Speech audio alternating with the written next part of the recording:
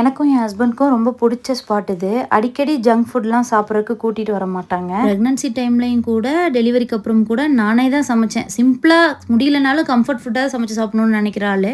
அப்படி இல்லைன்னா மீன், சிக்கன், மட்டன்னு நல்லா எடுத்துகிட்டு வந்து வீட்டில் திருப்தியாக சமைச்சு நல்லா தாராளமாக கில்ட் ஃப்ரீயாக சாப்பிட்ணுன்னு நினைப்போம். ஆனால் ஸ்பெஷல் டேனா இந்த மாதிரி ஸ்பாட் சூஸ் பண்ணி வந்தோம்னா எல்லாருமே டைம் ஸ்பெண்ட் பண்ணலாம், சமைச்சிட்டு இருக்க தேவையில்லை. ஸோ அந்த மெமரிஸ்க்காக நாங்கள் இந்த மாதிரி வருவோம். நிதினுக்கு கிட்ஸ் பர்கர் சொல்லியிருந்தோம். அவனுமே சின்ன வயசுலேருந்தே ஜங்க்லாம் சாப்பிட்டு பழகலை. எனக்கு ஒரு ஆசை அவனை சாப்பிட வைக்கணும் அப்படின்ட்டு கொடுத்தேன். அவன் சாப்பிடவே மாட்டேன்ட்டான்.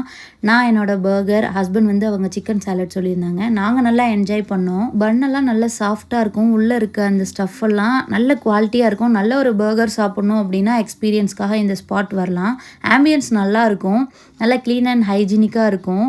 கிட்ஸ் எல்லாம் கூட்டிகிட்டு வந்துட்டு நல்லா டைம் ஸ்பெண்ட் பண்ணலாம். வீக் டேஸ் வந்தோன்னா ப்ரைவசியாக இருக்கும். நல்ல லைட்டிங்கோட, அதுவும் லோ லைட்டாக இருக்குது பார்த்தீங்களா, அது ஃபோட்டோஸ் வீடியோஸ்க்கு நல்லாயிருக்கும். Background music ஓடிட்டுருக்கும். லட்டு தூங்கி எழுந்திரிச்சு அந்த லைட்டெல்லாம் பார்த்து அவனுக்கு செம்ம ஹாப்பி. கொஞ்ச நேரத்தில் செம்மையாக ஆட்டம் போட ஆரம்பிச்சிட்டான். அண்ட் நாங்கள் இந்த மாதிரி வெளியே சாப்பிட்றதுக்கு வந்தோம் அப்படின்னா சாப்பிட்றத தாண்டி ஒரு 2 மணி நேரம் 3 மணி நேரம் டைம் ஸ்பெண்ட் பண்ண முடியுமான்னு அதுக்கு தகுந்த மாதிரி தான் பிளேஸ் சூஸ் பண்ணி வருவோம். இங்கெல்லாம் வந்தால் ஒரு 7 மணிக்கு வந்தோம் அப்படின்னா 10 மணிக்கு தான் நாங்கள் போவோம்.